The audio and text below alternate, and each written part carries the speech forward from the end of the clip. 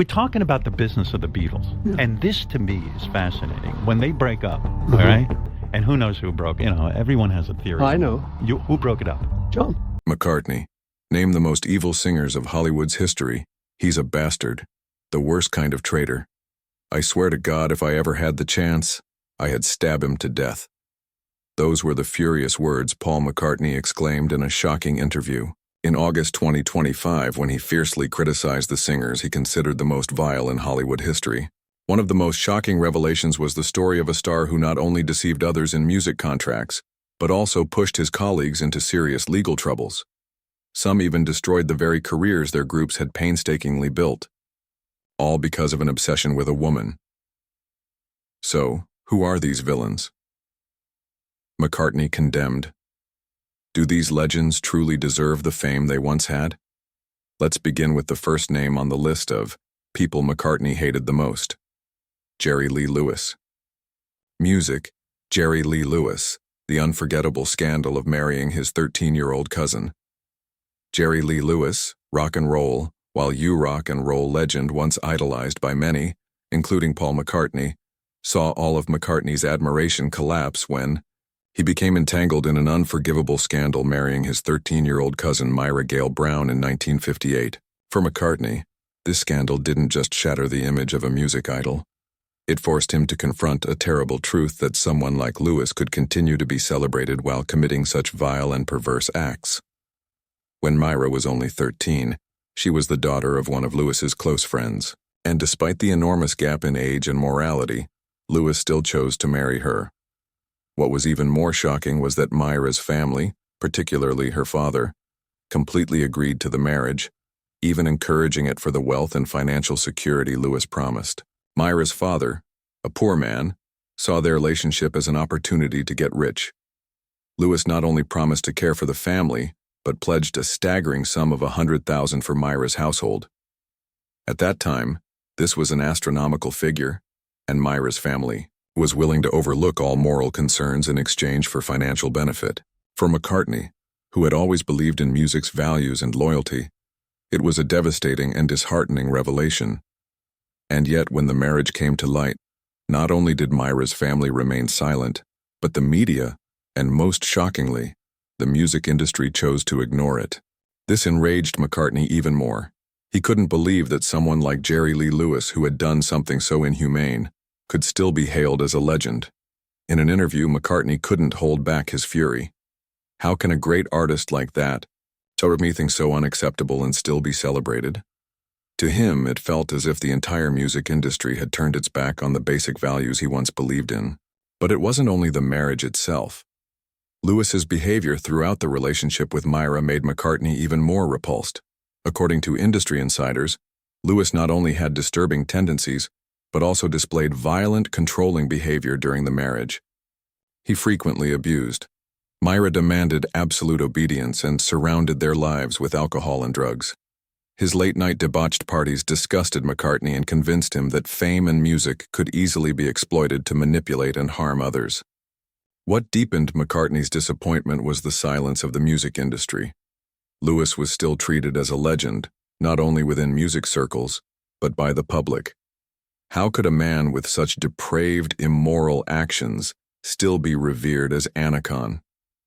The complicity of those who stayed silent, refusing to speak out against Lewis's actions, left McCartney even more disillusioned with the industry to which he had dedicated his life. In the end, Jerry Lee Lewis's story wasn't just a lesson in manipulation and exploitation within the music world. It was a warning about the absence of morality and the complicity of those in power. Even though Lewis continued his career after the Yowie scandal, the shadow and contempt he created never left him. McCartney never forgot the disappointment Lewis left behind, and it became one of the painful memories he carried throughout his life.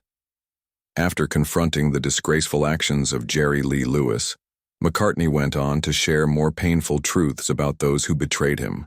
One of the most shocking names on this list was John Lennon, the man McCartney once considered his closest friend, yet the one who caused an irreparable collapse in their careers.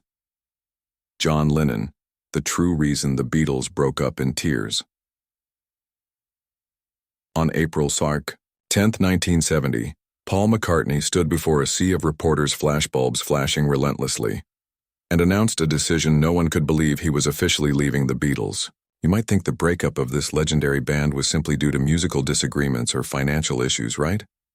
But in reality, behind this story was a tragedy of betrayal and broken relationships beyond imagination. And sadly, the very man McCartney had once called his soulmate was the one who stabbed him in the back: John Lennon. Lennon, whom McCartney had always seen as his closest friend throughout their careers, made things worse than ever. When McCartney announced his decision to leave, Lennon didn't stay quiet. He publicly insulted him. Paul has no talent except for living off the Beatles. This statement wasn't just shocking. It was like a knife severing the bond they'd built over so many years. To McCartney, it was not just an attack. It was the worst betrayal he had ever faced. When McCartney heard those words, he couldn't contain his emotions. In a painful 1971 interview with NME, he admitted those words were like a punch in the face. Lennon wasn't just a bandmate. He was someone I trusted, someone I considered a brother. How could I ever trust someone like that again? But it didn't stop there. McCartney also had to endure Yoko Ono's overwhelming interference in every decision the Beatles made. Yoko sat right next to Lennon during recording sessions as if she were Theone calling the shots. McCartney began to feel like an outsider. Yoko wasn't just Lennon's wife. She occupied all the space, and I felt he no longer had a place in the band. McCartney told the Bee. It was a feeling he could never accept. By the time McCartney realized Lennon truly no longer wanted to keep the Beatles together, it was already too late. In his memoir many years from now, McCartney wrote, "Lennon had chosen his own path and I couldn't go on. If respect was no longer there, heartbroken, he decided to leave." But it didn't end there. Lennon went on to slander McCartney. In a 1971 interview with Rolling Stone, Lennon declared something that shocked the world. The Beatles are dead and Paul is the last to know. He can't accept the breakup. These words were like another dagger to McCartney's heart, dismissing everything he had done for the band. And at that moment, all McCartney could do was watch everything he had built crumble. Yet McCartney wasn't the only one heartbroken. Millions of fans around the world couldn't believe the breakup. A legendary band, a music icon, had collapsed because of betrayal within its own ranks. Fans wept, unable to comprehend why the Beatles' career had ended in such pain. For years afterward, McCartney never forgave Lennon. In another Rolling Stone interview, he admitted bluntly, "I can't forgive Lennon. He didn't just break up the band. He made me feel deceived." From that moment, no matter how many years passed, their relationship could never return to friendship. For McCartney, John Lennon wasn't just a friend. He became one of the vilest singers in Hollywood history, a music legend who didn't just lose a friendship, but cruelly betrayed his bandmate. Along with his unforgettable bitterness toward Lennon-McCartney, couldn't ignore Yoko Ono, the woman he believed had destroyed everything. Yoko's interference in Lennon's relationship with the other Beatles and her sway over his decisions left McCartney feeling deeply betrayed. Let's uncover why McCartney could never accept Yoko's presence in Lennon's life. Yoko Ono, the woman who broke the Beatles and left McCartney betrayed. When talking about the Beatles' breakup, Yoko Ono's name always comes up, a strange, enigmatic woman with the power to completely change John Lennon, making him abandon his family, his friends, and the band he loved. But what McCartney despised most wasn't just Yoko's presence in Lennon's life. It was the way she interfered in Lennon's relationship with the Beatles, while completely manipulating the man McCartney had once considered his closest friend. Yoko Ono entered Lennon's life like a storm, an uncontrollable force. A Japanese artist with views and a lifestyle entirely different from Lennon's and the Beatles. She was someone McCartney simply couldn't accept. Not only did she intrude into Lennon's private life, she shattered his once happy family. In the late 1960s, Lennon had a stable home with Cynthia Lennon and their son Julian. But Yoko Ono's arrival destroyed it, and McCartney watched Ash's friend's life unraveled. What troubled McCartney most was that Yoko wasn't just an ordinary wife. She had such a powerful hold on Lennon that he seemed unable to escape. Images of Yoko sitting in the studio beside Lennon while the rest of the Beatles worked became symbols of exclusion for McCartney. Her constant presence during recording sessions made McCartney feel cast aside and betrayed in his own work. It wasn't only in the studio. Yoko pulled Lennon away in strange ways, leading him to abandon his family, his friends, and ultimately the band he had given everything to. McCartney often wondered if Yoko had some kind of strange power, some spell that captivated Lennon enough to abandon everything that once mattered to him. Lennon became a stranger under Yoko's influence. Yoko didn't just wreck Lennon's relationship with the Beatles, she destroyed his family as well. McCartney could no longer keep quiet. In a BBC interview, he expressed his rage. She didn't just destroy Lennon's relationship with us. She tore apart his family. Everything from friendship to love was ruined by her. I can't forgive that. She pulled Lennon out of the band and left nothing but devastation. For McCartney, it was an unimaginable shock, losing his closest friend and the band he had seen as family. What was even worse was that after marrying Yoko, Lennon was no longer the same. He became cold, closed off, no longer the friend McCartney once loved. His actions, his changes in personality, and his attitude made McCartney feel as though he was watching someone he once knew deeply become completely controlled by another. The relationship between McCartney and Yoko grew increasingly tense and endless, silent war.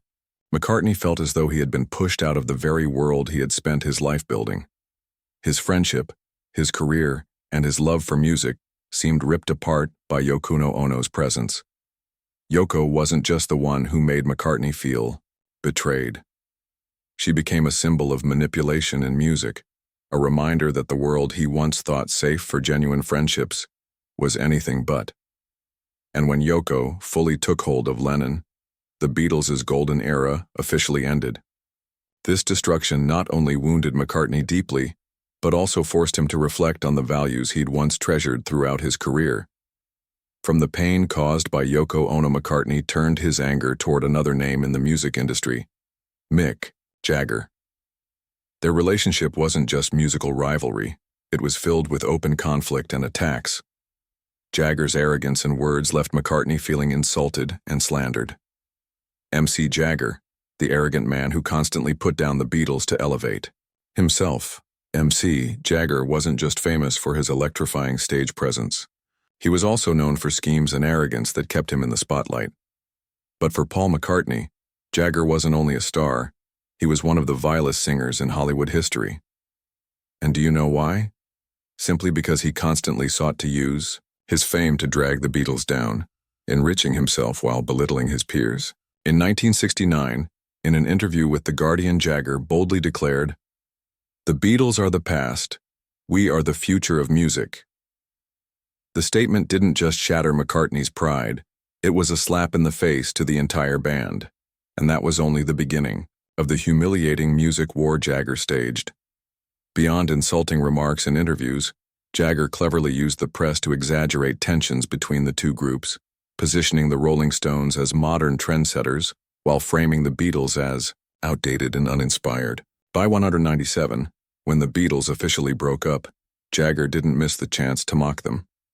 In a Rolling Stone interview, he casually remarked, "The Beatles are dead. We are the creators now, while they just recycle the old stuff." This wasn't just a jab at their music. It was a deep cut into McCartney's pride. For Jagger, personal image always came first. And what better way to raise himself up than by tearing others down?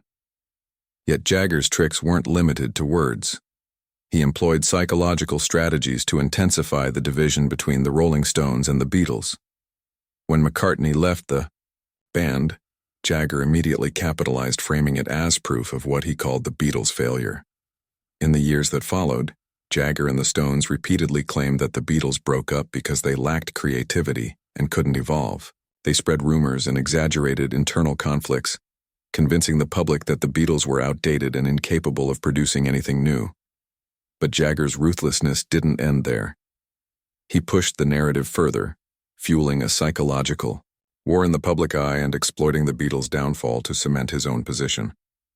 "We're the most creative band and there just has been," Jagger said, unaware that his own arrogance was the very thing that made him, in McCartney's eyes, one of the most vile singers of all time. Eventually, McCartney couldn't stay silent. A furious interview, he admitted MC Jagger always sees himself as the best, constantly putting others down just to inflate his own ego. McCartney truly couldn't understand how a friend, a colleague, could behave so badly. Jagger didn't just wound McCartney, he damaged the Rolling Stones' image in the public's eyes. His tricks not only brought shame to McCartney, but also left their relationship permanently fractured. Jagger succeeded in building a powerful image, but at what cost? His cruelty left many questioning whether he really deserved his fame. And even though time has passed, the relationship between McCartney and Jagger has never been mended. Jagger's actions didn't just bring down a legendary band, they left a lasting scar of a man willing to use any means to rise above others' ruin. And did you know, while Jagger was one of the vilest singers McCartney ever faced, another figure no less dangerous and ruthless left an unforgettable mark on his life? That was Phil Spector, whom McCartney would never forget for his terrifying manipulation. Music Phil Spector, the music producer, but also a manipulator and threat. When Paul McCartney recalled the days of working with Phil Spector, he didn't just think of a brilliant music producer, but also of a giant manipulative monster in the music industry. Spector, praised as a musical genius with the ability to create the distinctive sound in the Beatles' Let It Be album, was in reality a controlling figure who coerced and exploited those working with him, forcing McCartney to endure unspeakable schemes. From the very beginning of recording Let It Be in 1970, the relationship between McCartney and Spector was uneasy. Although McCartney was the main creative force behind the album, Spector interfered too deeply in the creative process, forcing McCartney to change what he felt was right for the project. Every decision, every musical detail had to follow Spector's demands regardless of McCartney's disagreement. But their real issue wasn't just creative differences. It was how Spector used his power to manipulate McCartney to the point of threatening his career and even his life. Spector didn't just manipulate McCartney with words. He also used violence to force him into submission. One day, after a heated argument, Spector pulled out a gun and pointed it straight at McCartney, coldly saying, "You'll do what I say, or I'll make sure this album never gets finished." It wasn't just an outrageous threat, but an act of violence McCartney would never forget. In an interview with Rolling Stone, McCartney shared, "That was the first time in my life I felt like I had no control at all. I couldn't imagine someone abusing their power to force me this far.